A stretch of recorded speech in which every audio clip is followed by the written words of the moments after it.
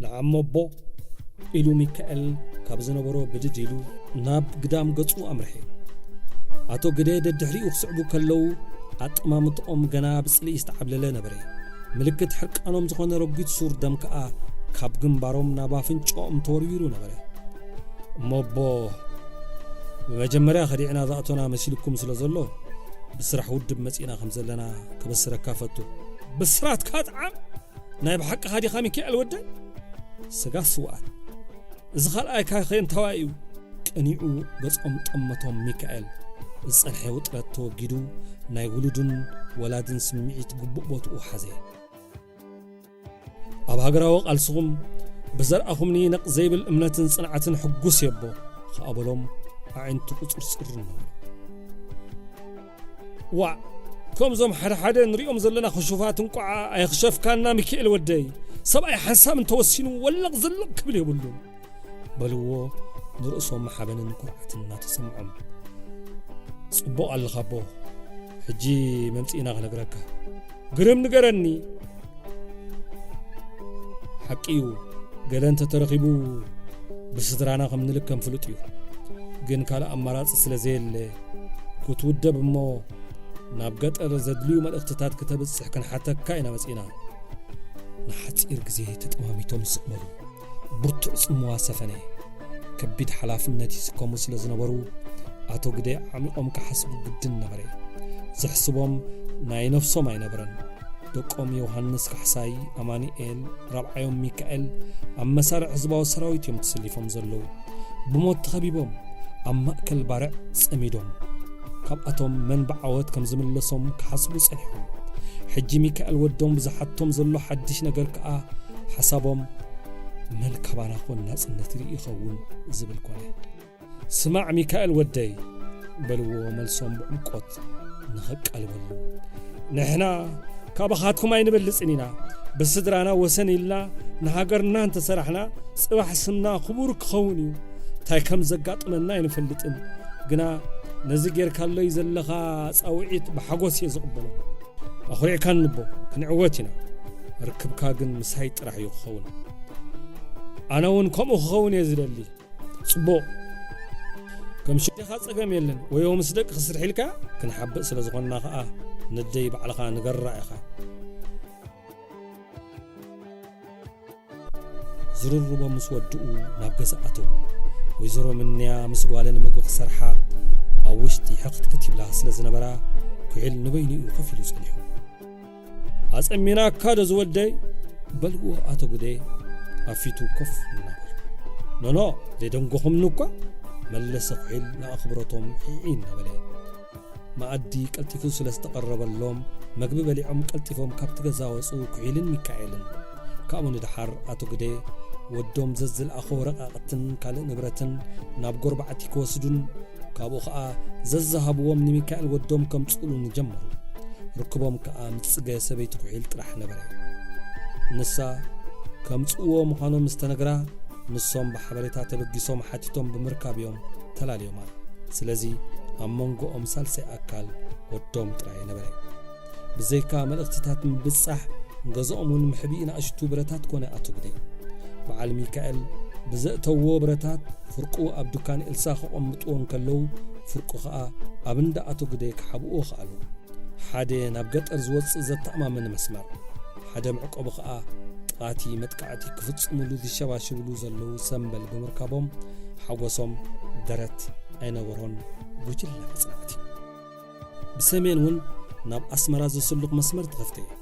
ازي ازيو صبي مسمر كوينو ننا حدحدوم بزي فالطو سبات صقمه نبره نساتهم يوسف كبده ودبتي ابراهيم زبلو غبرتن ساي وي جامبون اتو يحدغوني بز مسمر زي زتفلالي قحوت سورايا اتونيو ززخف ابوتاتات كا بعدمه زدفو بمخانهم صلاي اي طرطرومن بمبال ناتو يحدغو يبوم نبر اتو يحدغو ابشعنت اتميتن سبعن كلتن حدي كاب قدامو تقالل تزبو حلتات ابرها عند برهان حنت سرحيت كفصم ناب عدوم عد نفاس مسمصي ابغزو معقبهم سرحو فصيمو مسكدخا كالاي غزي تمليسو ابسرح سوران خصو وديبوم نسو او كزاغر مستسو دما ابشحنت اتميت 76 ودي برهي نابدرفو بممصا وديبوهم كابو ندحر كم نتاقن كالي نبرتن ورقاقتن نأتو نقبرتن ساي جامبو يهبو نسو دما نسوم زي فلطو خالي سب يرخميرو أبزناي مقراب غزي نمتقعتي كوماندو እቶም በሰሜን ዝነበሩ ውድባት ንደቡብ ስለ ዝጋዓዙ አቶ ይሕደጎ ናባዶ 6 ሰጊሮም ስራሖም ቀጸሉ በስተጥቅሰ መስመር ዘአቱ አጽዋር ሸጓጉጥ ነቶክትን ካላሽናትን ጥራይ ዝነበረ እዙውን ቅድም ኢሉ ከም ዝተገልጸ ብምኽንያት ምትሓዝናይታ ፍሊት ዓረቢያ ካሮሳ ሚካኤል ምትዕንቃፍ አጓኒፎ ነበረ ኣብ 1981 በታክሲ ውፊ ሃለቃ ክፍለ ዝግበር ዝነበረ ምእታውን ኣብ ዝዳሕራይ ግዜ ብዘጋጠመ ጽዑቕ ተፍቲሽ ወታደራት ዝተሐስበ መደብ ክሰልጥ ኣይከኣለን ጥራይ ዘይኮነ ሃለቃ ክፍለ ብጸላእት ተሒዙ ኣጋሩ ብማህረምቲ ተሐምሸሸ ከም በዓል አርቢጂ ዝመሰለ ዕብይ ዝበለ ብረታት ንምእታው ኣጸጋሚ ምዃኑ ዝተገምገመ እዩ እምበኣር ኣብ ከባቢ ኣስመራ ኣብ ዝርከባ ዓድታት ትሕቲ መሬት ገዛውቲ ዝተሃንጸ ካብኡ ኣውፂኢካ ስርሒት ንኽካየደሉ እዩ ተሓሳብ እንተኾነ ኣብቲ ኣበረኻታት ትስርሕ ጎዳ ጉዱን ክልተ ጸገማት ተፈጥረ ዝናብን ሓረስቶትን ዝናብ ካርም ከሎ ኣብ ትሕቲ መሬት ገዛውቲ ክነጥብን ንብረት ክበላሾን ጀመረ ሓረስቶት ክሓርሱ ከለው ከዓ ከም ዚንጎ ዝመሰለ ፍልይ ዝበለ ምልክታት ክረኽቡን ናይ ምንታይ ኢሎም ክጠራጠሩን ጀሚሮም ካብዚ ክልተ ጸገማትን ምድሓን እምበኣር ከም በሓድሽ ከም ዝተዓራረተ ገይሩ ዚንጎ ቀንጢጦም ኣምሰያኡ ኣብ ውሽጢ ጎዳ ጉዲ ፊስቶታት ከም ዝኣቱ ገይሮም ነቲ ፊስቶታት ለሐኩማይ ከይኣትዎ ከዓ ኣፉን ቁልቁል ገጹ ኣቕኒኖም በጥ ኣቢሎሞ እቲ ፊስቶታት ድማ ካብ ኣስመራ ተገዚኡ ዝኸደ ነበረ ብኸምዚ ዝበለ ጻዕርን ዝጸፈፈ ኣገባብን እምበኣር ውፍያት ዘድሊ ዘበለ ምድላዋት ወዱ ካብኡ ዝተርፍ ነቲ ስርሒት ምጅማር እዩ ናይ ተርግእ ስርሒት ኣብቶም ላዕለዎት ሓለፍቲ ብኸመይ ይካየድ ዝብል ሕቶ ተላዕለ ብኮማንዶ ጥራሕ ዶ ወይስ ሓይልታቱን ብዝተሓወስኦ ቀሊል ሕቶ ይነበረን ነዚ ሕቶ እዚ ንምምላስ ብወዲ ኤፍረምን ተክላይ ሃብተ ስላሰን ዝተመርሐ ናይ ኮማንዶ ባዶ 6 ብርጌዳትን ሓለፍቲ ተሳተፉ ኣኼባ ኣብ መረብ ተኻየደ ገሊኦም ናይ ሓይልታት ዋዕዋዕን ገልጠምጠምን ዘይብሉ ኮማንዶ ጥራሕ ኣስሊካ ይፈጸም ክብሉ ከለው ካልኦት ከዓ 1981 ኣብ ዘካየድናዮ ደብዳብ ከቢድ ብረት ከም ዝረኣናዮ ተቃውሞ ስለ ዘይጋጠመ ሎሙን ደፊእና ክንኣቱ ስለ ንኽእል ዝያደ ውጽኢት ንኽርከቦ ሓይልታትና እውን ክሳተፉ ኣለዎን ኣብ ዝብል ነጥቢ ረገጹ ናይ ኩላቶም ትምኒት ልቢ ዘረስርስ ዕንወት ማዕርፎ ነፈርቲ ንምርኣዩ ግና ኣይናይ መንገዲ ምኽታል ይሓይሽ ውሑዳት ኮማንዶ ኣስሊካ ጥራሕ ዶ ሓይልታት ዝሰኒኦ ደምሳስ መጥቃዕቲ معرف 17 ኣብ መረብ ኣብ ዝተኻየደ ክትዕ ብወዲ ኤፍረም መደምደምታ ተገብረሉ ነፈርቲ ምቅጻል ጥራሕ ዘይኮነ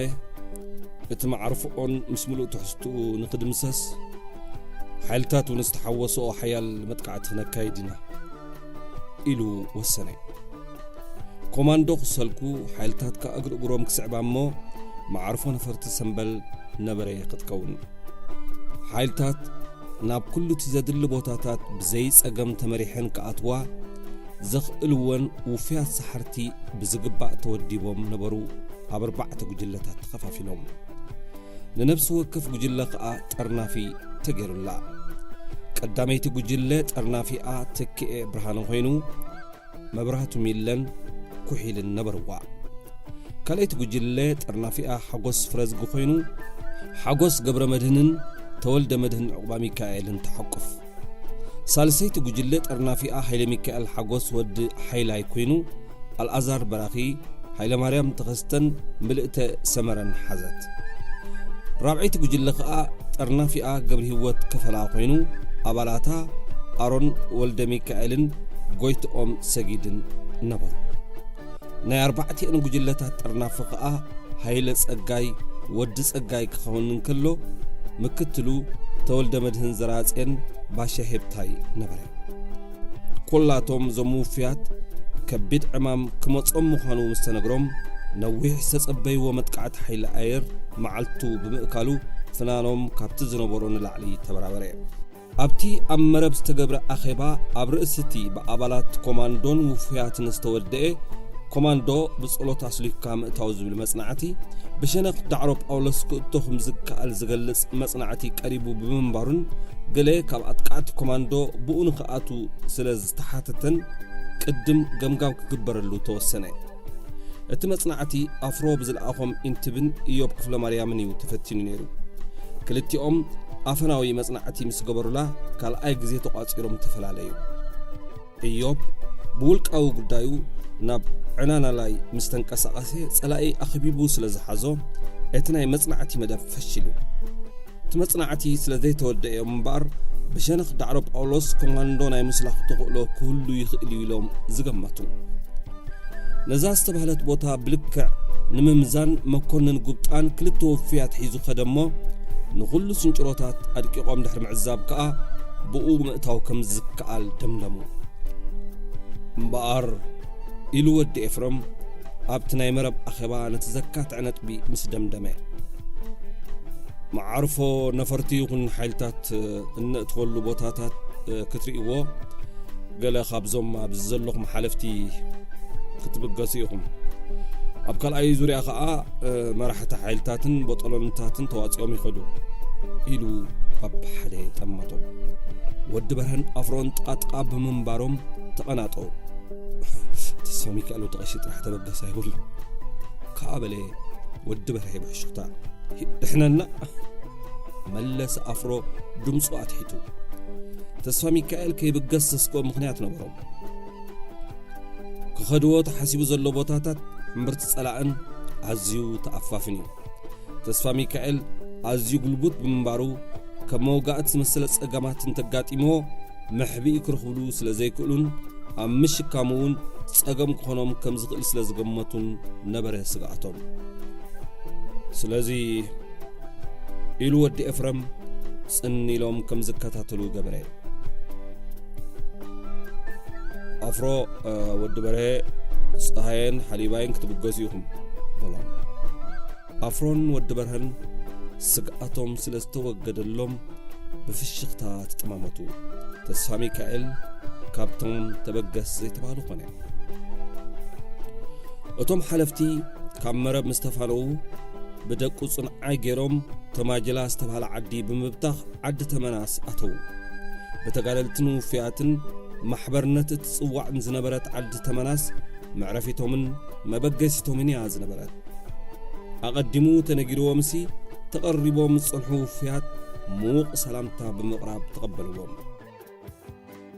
ካብ ሓደ ዓዲ ናብ ካልእ ዓዲ እናተሰጋገሩ ክሳብቲ ትደልይዎ ቦታ ዘብጽሑኹም ውፍያት መዲብናልኩም ኣለና በሎ ሃይለ ጸጋይ ንወዲ በርሀ በይኑ ፍልይ ኣቢሉ። መነመን መዲብኩም ኣለኹም ሓተተ ወዲ በርሀ ንኹሎም ኣስማቶም ስለ ዝፈልጦም። ሃይለ ሚካኤል ወዲ ሓይላይ፣ ተወልደ ብርሃን ወልደ ሚካኤል፣ ኣስፋ ሓድጉ፣ ሚካኤል ጸጉ፣ ተክየ ብርሃነ፣ ሓጎስ ፍረዝጊ፣ ተወልደ መድህን ዕቑባ ሚካኤል እዮም። ግርም ጌርኩም ኢሉ ናብ ብጾቱ ክሕወስ ብግስ በለ። ተወልደ ወዲ ክፈል ኣባኽ ኣሎ መልአ ወዲ ጸጋይ ድድሕሪኡ እናሰዕበ ተቐሪብሎም ጸንሐ መግቢ ምስ በልዑ ቶም ሓለፍቲ ብሃይለ ሚካኤልን ተወልደ ብርሃንን ተመሪሖም ናብ ጎርባዕቲ ኣተዉ። ኣብኡ ብምስጢር ተዓቂቦም ድሕሪ ምሕዳር ከኣ ብሚካኤል ጸጉን ሓጎስ ፍረዝግን ተመሪሖም ናብ መርሓኖ ገጾም መረሹ። ናይ ነብሲ ወክፍ ዓዲ ቀበሌታት ተወዲሞም ብምንባሮም ንኹሉ ክሳውድን የማነ ጸጋም ዝነበረ ዓድታትን ብዘይገለ ጸገመዮም ሰገርዎ። ክሳድ ሒዞም ብምጽናሕ ካብ ፍርቂ መንገዲ ዝተቐበልዎም ውፍያት ተክየ ብርሃነ፣ ተወልደ መድህንን ተወልደ ኸፈላን እዮም። ካብ ጎርባዕቲ ዝተበገሰ ሓጎስ ፍረዝጊ ኸዓ ምስኣቶም ቀጸለ። መርሓኖ ኣብ ኣፍንጫ ጸላኢ ተጸግዐት ዓዲ ብምንባራ ኣስጋእቲ ዝበሃሉ ክሳውዲ በቶም ውፍያት ክሕለዉ ስለ ዝነበሮም መብዛሖም ኣድላይ ነበረ። ናብ መርሓኖ እናቐረቡ ብዝኸዱ ኸዓ ተወልደ መድህን ገዲፍዎም ሓለፈ። መሬት ዓይኒ ሒዙ እዩ። ጥሪት መርሓኖ ኣብ ደደንበእን ኣትየን ዝተፈላለየ ድምፅታት ክስምዓን ከለዋ ደቅቲ ዓዲ ብዘይካ ሓደ ሓደ ተወር ዝብሉ ካልእ ነናብ ገዝኦም ተሸጒጦም ነበሩ። ኣብቲ ከምቲ ዝበለ እዋን እምበኣር እዩ بغويا زحلفة تولد مدهن عقبة ميكائيل نليك منبر قبل مرحانو في السهاسين قبر قريس تسويعو كاب غزاهم زوصهم دحان دي حالات تولد مدهن مشات مدري إلوم حاتتو نصهم بتروم على العلوم نسألهم ناتونزفو مسخوصو سوسان حدن عمتي الأنبر دلدل أكلاتهم هاي أيبلن أبشعين تعتم 270 ببادو شدشتة قبزو الدبو سرحات صورة مثل سال نطوف تواسع أي نبرو تحاني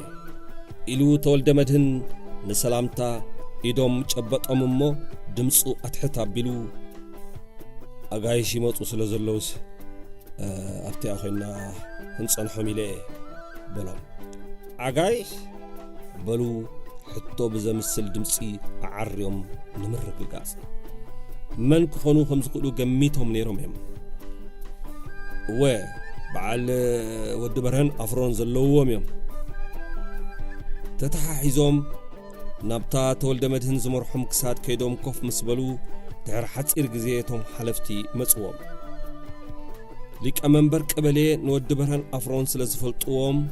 بفشخ تاعهم نقلاتهم سلام زبلوهم نصهم كم تزبلو خبرات أغايش قبلو بمقعهم بتحقواس كفنشحو دليم نورو أبزع عد حديرنا نقوص راح نسرد سلازوخ الناسي أبي انت حضرنا حيش حتى تتولد مدهن نتكي أسنيون أو أم بمقرب أوا مباري قدانا قربا بتغصمعنا سلازوغلو عندها تولد خفلا يأتومو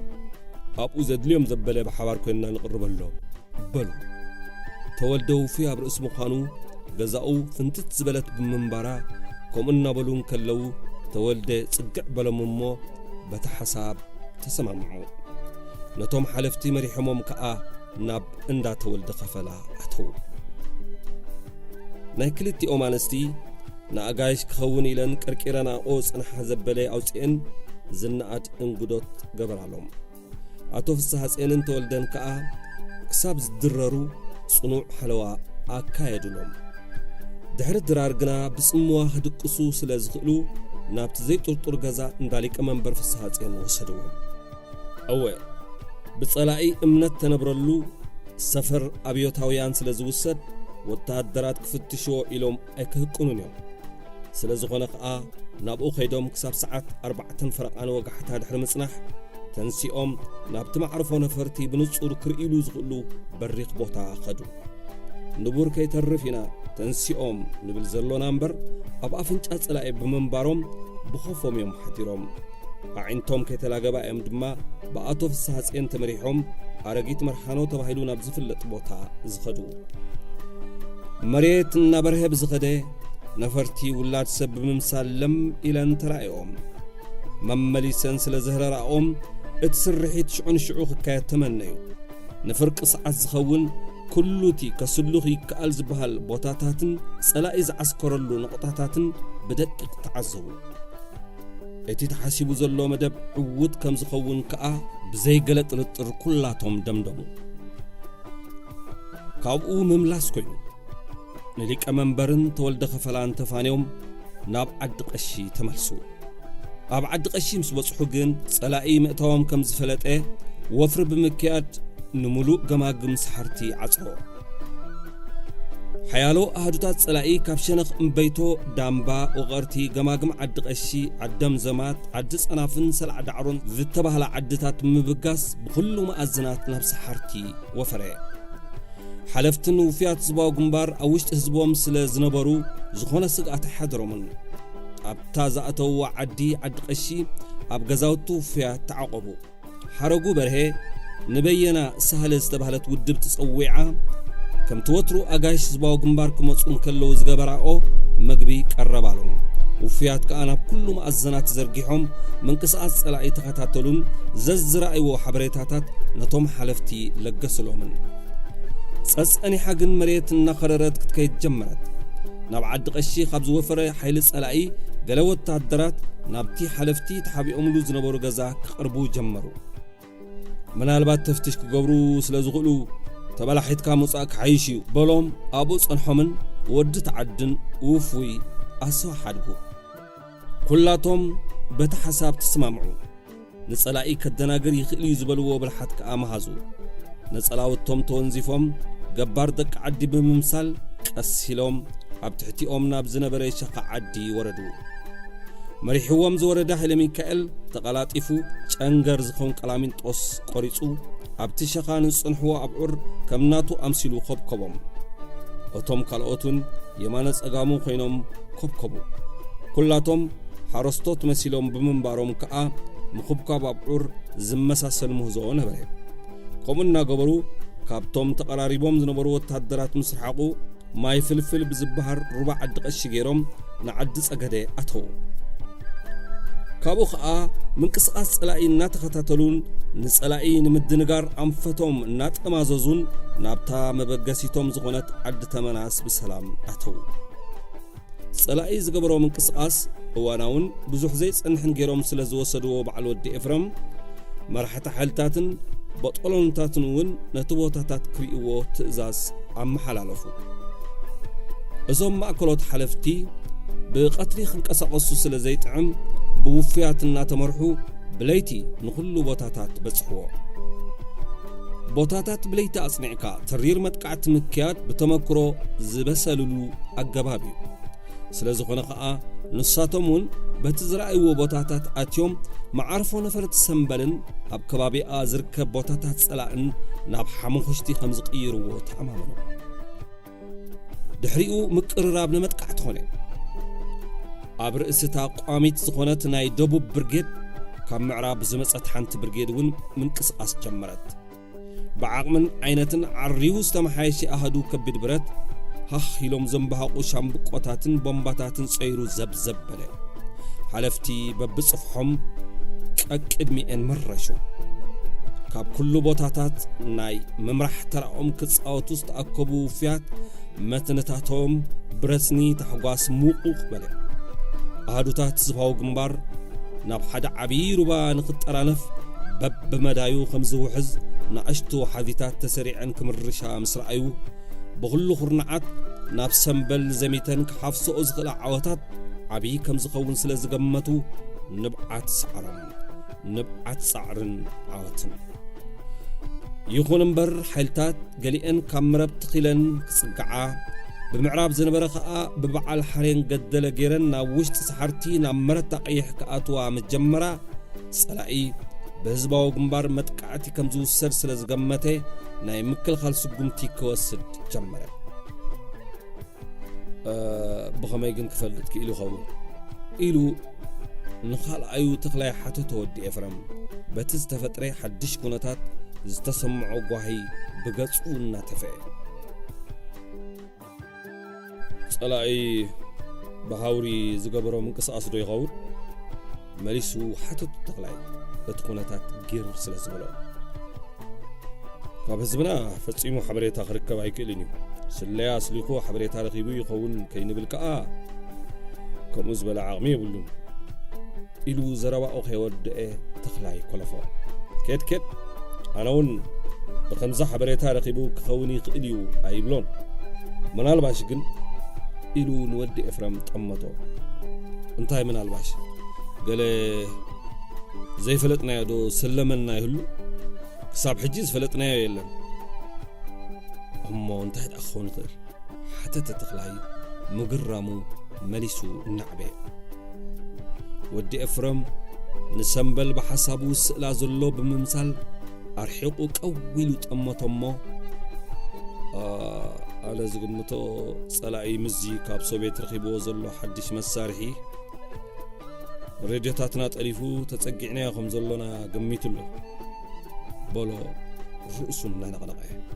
ሕጂ ዘረባ ምጽኻ በቲ ሓሳብ ተሰማምዐ ተኽላይ ጸላእ እምበኣር ኣብ ርእስቲ ኣቐዲምና ዝረኣናዮ ምዕጻው ገማግም ሰሓርቲ ካልእ ሓድሽ ግንባር ከፈተ ኣሃዱታት ዝባው ግንባር ካብ በዓል ጎቓትን ሓሬን ገደለን ዝተባህለ ቦታታት ተበጊሰን ክዕሸጋሉ ዝተሓስበ ቦታታት ዓዲ ጸገደ ሰንሰለታዊ ገማግም መንጉዳ ክሳብ ማይ ሓባር ገጹ ዝጥወየ ገማግም ዓሪዱ ተቋጻጺሩ በዘይ ተሓስበ መኻልፍ ከዓ እቲ ንኮማንዶን ሓይልታትን ኣዋሂድካ ክውሰድ ተሓሲቡ ዝነበረ መጥቃዕቲ ፈሸለ ዓንጾ ንማዕጾ ከም ዝበሃል ድማ ኣሃዱታት ህዝባዊ ግንባር ኣብ ደቡባዊ ምብራቕ ኣክለ ጉዛይ ናብ ትርከብ ከተማ ሰንዓፈ ተወሪረን ኣጥቃዓ ዕላማ መጥቃዕተን ከዓ ኣቓልቦ ጸላኢ ንምጥምዛዝ ነበረ ህዝባዊ ግንባር ናብ ኣስመራ ዝቕንዐ መደብ ከም ዘይብሉ ንምምሳል ኣድህልል ኣቢልካ ግን ናይ ኮማንዶ ተርግእ ምፍጻም ውሑዳት ኮማንዶ ጥራሕ ኣስሊካ ነፈርትን መኽዘናት ጸላእን ናብ ሓመኽሽቲ ንቕያሩ ኣማራጺ ዘይብሉ መንገዲ ምዃኑ ኩላቶም ተረዳድኡ ምዕራፍ 18 ኣብ መረብ ዝሓለፈ ውሳኔ ድሕሪ ምስራዙ ኣባላት ኮማንዶን ውፍያትን ብኮማንዶ ጥራሕ ዝፍጽም ተርግእ ከም ዝጅመር ንምግባር ላዕሊ ታሕቲ ናብ ምባል ኣተው መጽናዕቲ ዘካይዱ ዝነበሩ ውፍያት ኣብ ሰለስተ ዝተኸፋፈሉ ምንባሮም ኣቐዲምና ርኢና ኢና ሓደ ክፋል ናይ ጸሎት ካልኣይ ክፋል ናይ ሰሓርቲ ሳልሳይ ክፋል ናይ ሰሜን ኣቐዲሞም ናይ ዘካየድዎ መጽናዕቲ ውጽኢት ኣብ ምክትታል ከትቡን ከለው እዚ ዳሕረዋይ ምጽፋፍ መጽናዕቲ ኣብ ክፋላት ሰሓርትን ጸሎትን ተወሲኑ ነበረ ብሰሓርቲ ዝርከብ ሓደ ክፋል ውፍያት ሓይልታትን ንሓለዋ ዝተመደቡ ኮማንዶን ዝኣትሉ ቦታታት ሰንበል ዝኣተዉ ኮማንዶ ኣጥቂዖም ዝተመልሱ ተቐቢሉ ዝሓብኣሉን መሪሑ ዘውፅኣሉን መስመራት ከጽንዕን ከሎ ብጸሎት ዝነበረ ጉጅለ ከዓ ኣጥቃዒ ኮማንዶ ካብ ዓላ ተበጊሶም ናብ ሰንበል ዝኣትሉ መንገድታት የጽንዕ ነበረ ብሸነኽ ጸሎት ተዋፈሩ ውፍያት ጉጅለ መጽናዕቲ ኣቐዲሞም ንዝወድእዎ ካብ ዓላ ተበጊሱ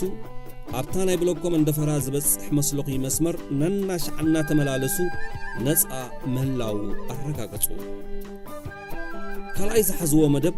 ምናልባት ንስራሕ ናብ ጸሎት ኣብ ዝኣትሉ ግዜ ካብ ጸላኢ ካንደበታዊ ጸገም እንተጓኒፍዎም ምዕቆቢ ንኽኾኖም ነንወለዶም ምውዳብ ስለ ዝነበረ ገገዝኦም ትሑዝ ገበርዎ ክፍለ ንበዓልቲ ቤቱ ምሕረት ሳህሌ ባሻይ በርሄ ነብኡ ኣቶ ጊላዝ ግን ኣዲኡ ወይዘሮ ጽርሃን ጎይቶኦም ነዲኡ ወይዘሮ ጽጌ ኣስመላሽ ነዲኡ ወይዘሮ ጎዓይ ከምኡን ዮስኣብ ንወለዱ ምልማዕ ወይ ምጥፋእ ምስ ደቅና ዝበሉ ወለዲ ለይትን መዓልትን ብጸላኢናት ሃድኑ መጽናዕትታቶም የካይዱን ዝነበሩ ደቆም ጽላል ኮይኖም ምስጢር ብምዕቃብን ከባቢኦም ብምክትታልን የተሓባበርዎም ነበሩ ስምዑስከ በለ ጎይቶኦም ሓደ ግዜ ንሱን ባሻይ በርህን ኣስመላሽን ብሓባር ኣብ ዘዕልልሉ ዝነበሩ ግዜ ክልቲኦም ሓሳባቱ ንምስማዕ ምስ ጥመትዎ ከዓ እዛ እንዳጋብር ምዕቆቢናን ምዕቆበ ተጋደልትን ተገበርና ኣይሓይሽ ጽቡቕ እምበር ግና ናብ ወታደራት ኣይቀረበት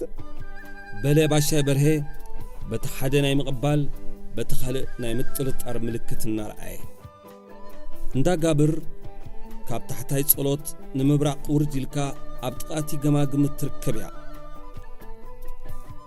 ኣጽራይታን ተሓዚት መፍትሕን ወይዘሮ ጎዓይ ኣዲኡ ንኣስመላሽን እታ ቤተ ክርስቲያን ኣብ ወርሒ ሓደ ግዜ ጥራሕ ስለ ዝቕደሰላ ኣብ ካልእ ግዜ ጽንዕቲ ምዕቆቢት ክትከውን ትኽእል እያ ብምባል እዮም ሓጺዮማ እንተኾነ ኣብ ጥቓ ዝዓስከሩ ወታደራት ጸላኢ ስለ ዝነበሩ ኣብ ግምት ኣእትዮም ክዘራረብሉ ዝነበሮም ጉዳዩ ወታደራት እኮ ናብ ቅድሚ መዛግቦም እምበር ናብ ውሽጢ ብዙሕ ኣይግደሱን እዮም በለ ኣስመላሽ ናይ ጎይቶኦም ሓሳብ ሙሉእ ብምሉእ ተቐቢሉ ባሻይ በርሀውን በቲ ሓሳብ ምስ ተሰማምዐ ንሱን ኣስመላሽን ወይዘሮ ጎዓይ ረኺቦም ኣብ ገዛና ጸላእኺ ሒዘልናስ ንሓደ ለይቲ እንተደቀስናላ እንታይ መስለኪ ዝብል ሕቶ ኣቕረቡለን ሓታታይ ወደን ኣስመላሽ ክኾን እንከሎ ባሻይ በርሀ ከዓ ንሓደ ክልተ ለይቲ እምበር መፍትሕክን ክንመልሰልክን ኢና ዝብል መተኣማመኒ ነጥቢ ወሰኸ ወይዘሮ ጎዓይ ንሓፂር ግዜ ብምግራም ጠመታኦም እሞ ዋ ንስኻትኩም ይሓይሽ ዝበልኩሞ ደኣ ከመይ ገይረ ክቐንቅፈኩም በልኦም ናስሓቃ ሽዑ ንሽዑ ከዓ ነታ መፍትሕ ካብ መቐነተን ፈቲሐን ሃባኦም እሞ ነታ ቤተ ክርስቲያን ኣብ ቅድሚኤን ከፈትዋ ንኽህባኦም ኢሎም ንሓደ ክልተ ለይቲ ይበልወን እምበር ናይ ሓዋሩ ምዕቆቢቶም ክትከውን ስለ ዝሓረይዋ ንጽባሒቱ ተቐላጢፎም ናብ ኣስመራ ሰብ ለኣኹሞ ቅያር ናይታ መፍትሕ ኣስሪሑ ከም ዘምጻእሎም ገበሩ ባዕሎም ዝውንንዋ መፍትሕ ምስ ሓዙ ከዓ ንወይዘሮ ጎዖይ ናተን መለሱለን ንሓያሎይ ግዜ መፍትሕ ምሕታት ምስ ኣቋረጹ እኳ እንተጠርጥራኦም ኣይተዛረብኦምን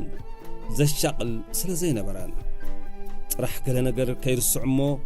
ኣብ ግዜ ምቕዳስ ሰኣቶ ኣቐሽቲ ኸይርእዎ ተጠንቂቐን ይፍትሻ ነበራ ኣብ ካልእ ግዜ ሽንቶም ይጉሕፋሎም ኣባይ ከይመጾም ይከታተላሎም ንሰን ጥራሕ ዘይኮነ ምሕረት ሰበይቲ ክፍለ እቲ መደብ ስለ ዝነገርዋ ብለይቲ ተጠንቂቓ እናረገጸት ብቐትሪ ከዓ ክቦ ወይ ዕንጨይቲ ተኣርና መሰለት መግቦም ናብታ ቤተ ክርስቲያን ተምጻኣሎምን ኩነታት ጸላኢ ትከታተለሎምን ነበራት ሓደ ግዜ ጎይቶኦም ኣስመላሽን ባሻይ በርሀን ኣብ ውሽጢታ ቤተ ክርስቲያን ተዓቂቦም ከለዉ ብስምባዴ ክሳብ ኣጽፋሮም ተዘዝ ዝብሎም ኩነታት ተፈጥረ